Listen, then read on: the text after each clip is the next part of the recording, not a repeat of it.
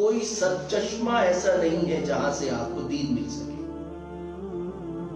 یعنی آپ کی شخصیت کے علاوہ کوئی شخصیت ایسی نہیں ہے کہ جسے آپ یہ کہیں کہ یہ دلیل ہے.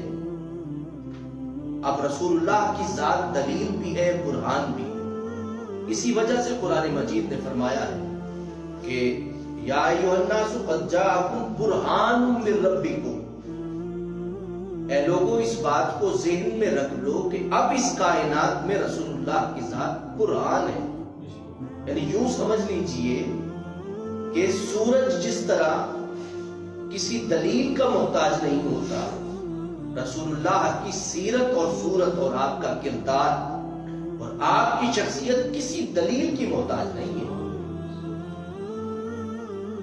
برہان من ربکم، تمہارے رب کی طرف سے یہ برہان تشریف لایا. اس لیے رسول اللہ صلی اللہ علیہ وسلم کی ذات اب منبع ہے، مرکز ہے آپ کا. لیکن یہ کہ لازمی بات ہے کہ آپ اگر اپنی پیاس بجھانا چاہتے ہیں تو پیاس بجھانے کا طریقہ کار بتا رہا ہوں. آپ اگر اپنانا چاہتے ہیں تو اپنانے کا طریقہ کار بتا رہا ہوں. کہ قرآن مجید آپ پڑھتے ہیں، بعض دفعہ دوست کہتے ہیں کہ ہم نے 10 دن میں قرآن مجید مکمل کر لیا ہے، یا ہفتے میں قرآن مجید پڑھ لیا، یا روزانہ ہم نے 5-10 پارے پڑھ لیے، 3 دنوں میں مکمل کر لیا ہے.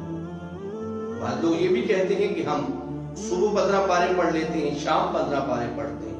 نو ڈاؤٹ کہ ٹھیک ہے، بہت اچھا کرتے ہیں، خدا کا کلام ہے، پڑھنے میں لذت آتی ہے، اس میں کوئی شک نہیں ہے. لیکن کیوں نہ ایسا کیا جائے کہ اس کی ایک ایک آیت کو رسول اللہ کی سیرت کو سامنے رکھتے ہوئے اور آپ کی صورت کو سامنے رکھتے ہوئے قرآن کا مطالعہ کیا جائے. اس سے سب سے بڑا فائدہ کیا ہوگا کہ یہ جو نفرت اور عداوت کے اختلافات ہیں ہمارے درمیان جو نفرت اور عداوت کے اختلافات ہیں، یہ کم از کم ہماری تلاش کی بنا پہ ان میں وہ جو نفرت اور عداوت ہے جس جانب ہم محنت کرتے ہیں، محنت اس جانب کرنے کی بجائے ہماری محنت رسول اللہ کی سیرت اور صورت کی جانب چلی جائے گی. یعنی وہ یوں نہیں ہوگا کہ آپ کو رسول اللہ کے بارے میں چند آیات یاد ہوں، بلکہ ہوگا یوں کہ آپ کہیں گے کہ جی یہ ہے گلدستہ جو قرآن مجید میں رسول اللہ کی سیرت کے بارے میں کہا گیا. اور پھر یہ نہیں ہے کہ آپ کہیں جی کہ یہ کام میں کروں تو آپ اسے بنا بنایا لے لیں. بنا بنائی چیز کا مزہ نہیں آتا. جب انسان خود بناتا ہے تو لذت محسوس کرتا ہے. جب آپ ایک ایک آیت کو رسول اللہ صلی اللہ علیہ وسلم کی ذات پاک کے حوالے سے خود تلاش کریں گے تو آپ ایک اور لذت محسوس کریں گے. آپ کی زندگی بامقصد ہو جائے گی، آپ کی سوچ بامقصد ہوگی. اور اس پہ لمبی چوڑی بات نہیں ہے. آپ قرآن مجید کو سادہ ترجمے کے ساتھ پڑھتے جائیں تو نبی کریم صلی اللہ علیہ وسلم کی سیرت سے وابستہ آیات کو اکٹھا کرتے جائیں، اور پھر کوشش کریں کہ جب وہ آیات اکٹھی ہو جائے ذرا انہیں پڑھ کے دیکھیں تو آپ کے سامنے رسول اللہ کی سیرت اور صورت سامنے آ جائے گی. اب سمجھ جائیے کہ جب آپ یہ کریں گے تو آپ کا تعلق رسول اللہ سے بڑھے گا، آپ کے تعلق کی گہرائی بڑھے گی. آپ کو پتا چلے گا کہ رسول اللہ کی ذات کیسی ہے، آپ کا کردار کیسا ہے. یاد رکھیے کہ کتاب جو ہوتی ہے وہ انسان کے کردار کو بدلتی ہے.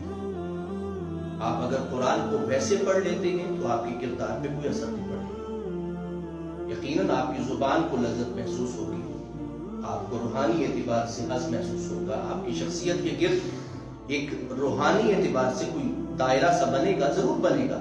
لیکن یہ ہے کہ کیا واقعتاً آپ کے کردار پہ اور آپ کی سوچ پہ اثر پڑے گا؟ ایسا نہیں. لیکن جب آپ اس چیز کو مرکز بنا کے چلیں گے، آپ ایک ہی آیت پڑھیے، آپ 2 آیتیں پڑھیے، آپ ایک ہی حدیث پاک کو پڑھیے، 2 حدیث پاک کو پڑھیے، اس طرح چلتے رہیے.